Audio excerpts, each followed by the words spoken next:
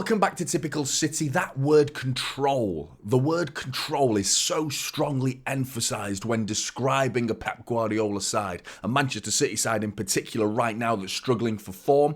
And the word control again was used in the fallout of Aston Villa's beating over Manchester City. We were dismantled by them and we certainly did lack control in that game. Now, what I'm hearing is a lot of problems from Manchester City fans, from even rival fans who are presenting this problem and saying this is the problem, they're lacking control. But no one's providing the solution right now as to how to gain that control back. Now, I don't think dropping Erling Haaland is the solution, but it's a solution. If you want more control, then you do have to drop Erling Haaland because Erling Haaland is not a control type player. All the systems that we saw last season with a centre-back pushing in and out of defensive midfield, John Stones in particular was the man doing that job for City last season. Now we're seeing plenty of other teams trying to emulate Manchester City, either using their full-backs to invert or defensive midfielders pushing in and out of centre-back and vice versa. We've seen plenty of that this season. And the word control was never brought into question with Manchester City. Now, whether it's the individuals, the personnel that are available for Manchester City, Gundogan in particular, Kevin De Bruyne springs to mind in that middle of the park. But ultimately, from a Pep Guardiola side, this is what we've seen this season and probably the most commonly fielded Manchester City side. As you can see there, we've got Ederson at the back, of course, Nathan Ake, Ruben Diaz, Kyle Walker. That's my preferred back three right now, certainly on form at least. With Gvardiol's not doing terribly, but not doing that well either. I prefer Nathan Ake right now. And that box in the middle, that's what we've been grown accustomed to as Manchester City fans, is this box right here in the middle of the park that you can see with John Stones and Rodri as the back two corner points of the box and the front two corner points of the box being Bernardo Silva and Julian Alvarez. With a fit Kevin De Bruyne, that would be Kevin De Bruyne. I mean, that alone as a statement would provide Manchester City with more control because Alvarez isn't the player to offer you control in the middle of the park. Now, a solution would be to maybe pop Phil Foden in there and bring on Jack Grealish on the left and Doku on the right instead. That's one solution that would offer a small amount of control. But there are other issues right now that are showing that are rearing their ugly head. And it's not just this particular area of the pitch that's an issue. We're also looking at the other areas of the pitch that we've been exposed in, which is these areas right here, where Manchester City have been continuously exposed down the right-hand side and down the left-hand side, outside channels of our back three, which makes it a really difficult job for Rodri. And why we've seen Rodri isolated is because the requirement for a hybrid centre-back is to drop into centre-back. It's in the name, really, isn't it? To drop into centre-back, whereas prior to this, we were having an inverted full-back, which would therefore cover these spaces that I'm talking about.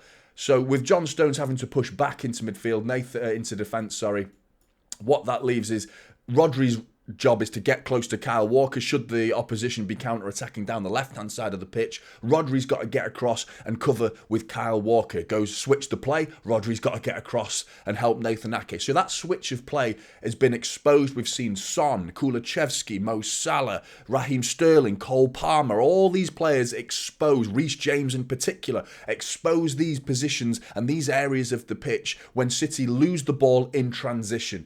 Now, if you want more control, if you want to see Manchester City have more control, then I'm sorry, you've got to drop Erling Haaland. You have to drop Erling Haaland and revert back to the system that we played before he arrived. Now, you tell me obviously, there is a marketing issue with Erling Haaland. There's a marketing problem, a business problem with dropping Erling Haaland because of who he is as an icon off the pitch. Manchester City, what we're talking about now. We've already seen it when we started to drop Jack Grealish because all the papers were talking about a £100 million player on the bench. You talk about Erling Haaland, his actual price tag that we paid obviously wasn't as much as that, but his value, you're looking at probably almost double Jack Grealish. Now, 150 minimum for Erling Haaland. 200 million is not out of the realm of possibility for a price tag for Erling Haaland right now. You know, I'm pretty sure Real Madrid, if they had 200 million, they'd cough it up for Erling Haaland and happily pay that amount of money for Erling Haaland.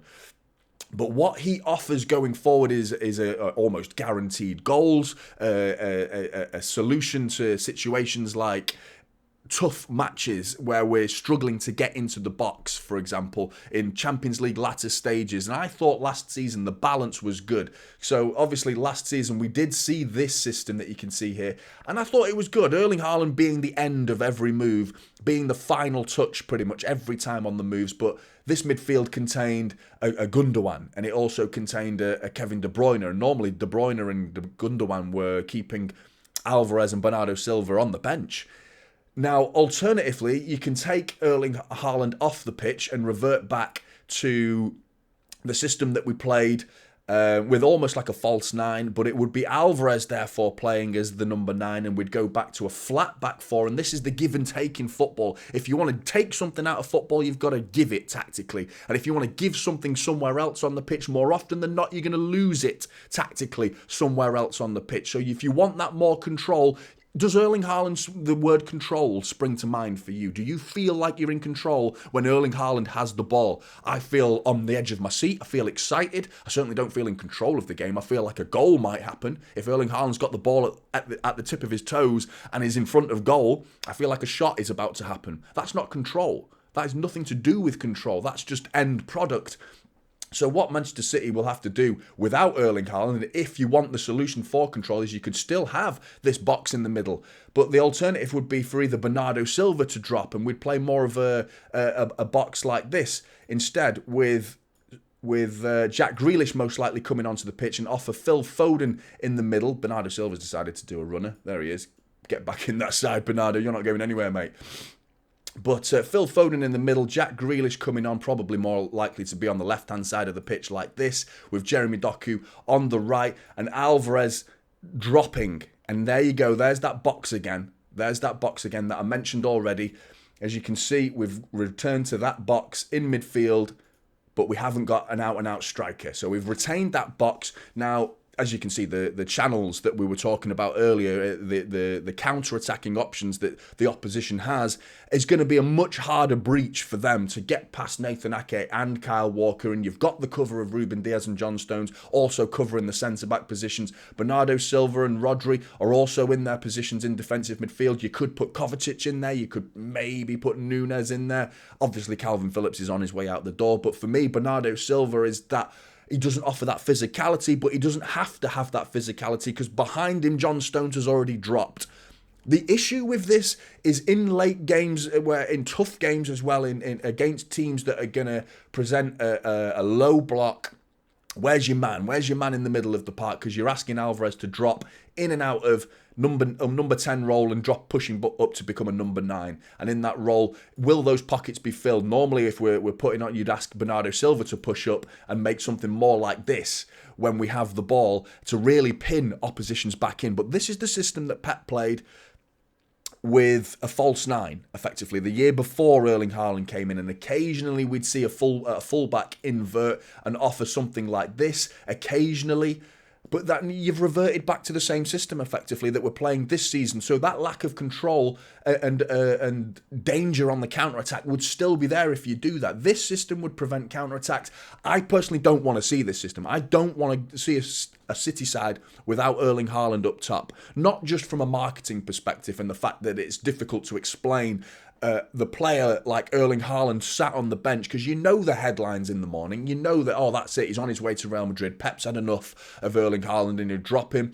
The questions would be fired at Pep Guardiola as a result for that. So personally, if you're thinking that this is a anti-Erling Haaland video, it's absolutely not. I think this should not happen. I don't want to see Erling Haaland drop. But if you want control, the people that are saying they want control, they're not saying drop Erling Haaland. And if you want that control, you want more control in the middle of the park, then you have to drop Erling Haaland, because he's the one player in our team that isn't about control. Everything we've done last season was to complement Erling Haaland. The whole idea of pushing a defender into midfield was an anti-counter-attacking option to have that solidity, and it was working to perfection. Now teams are starting to expose us down that channels and really going for the wings when we lose the ball. Now the issue is John Stones has not been fit for the majority of the season, and we've probably had 2 games with Rodri and Stones playing this season. We're 15 games into a season and we've barely seen that midfield with John Stones and Rodri next to each other.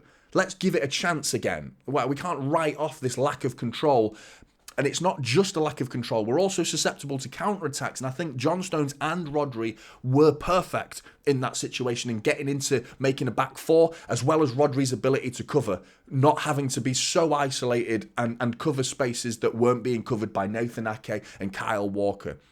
I think it's balanced. Right now, we're talking about individuals. We're also talking about individual mistakes that are happening at the back. Ruben Diaz has made numerous mistakes. Gvardiol against Chelsea. We've seen Rodri make the occasional mistake. He played poorly against RB Leipzig. We've seen Kyle Walker make mistakes. We've seen them all. Nathan Ake against Spurs, caught flat-footed. Kyle Walker should have stopped the cross coming in. We're talking about individual errors in those circumstances. But ultimately, the word control, if you want it, you've got to drop Erling Haaland. If you want more than what we've already got, then you have to drop Erling Haaland. The return of Kevin De Bruyne is going to be huge for Manchester City. I certainly think it's going to complement Erling Haaland. I think it's going to relieve some of that creative pressure from Julian Alvarez. It fortunately probably means Julian Alvarez is going to be benched. But as an option to come on for Erling Haaland, I think that's his space. That's Erling Haaland and Alvarez. They both fighting for the same spot. And I think Alvarez has done a good job up until about 4 games ago or so. Prior to those 4 games, I thought he was doing well. The last 3 or 4 games, Alvarez has dropped his standards and he's struggled and he's been exposed. His touch has been a little bit sloppy, but I still don't want to write this system off, and I certainly don't want to drop Erling Haaland. But what do you think? Get in the comments below. I really want to hear your thoughts. Like and subscribe. Typical City is the channel, and I'll see you in the next one. This is Typical City now.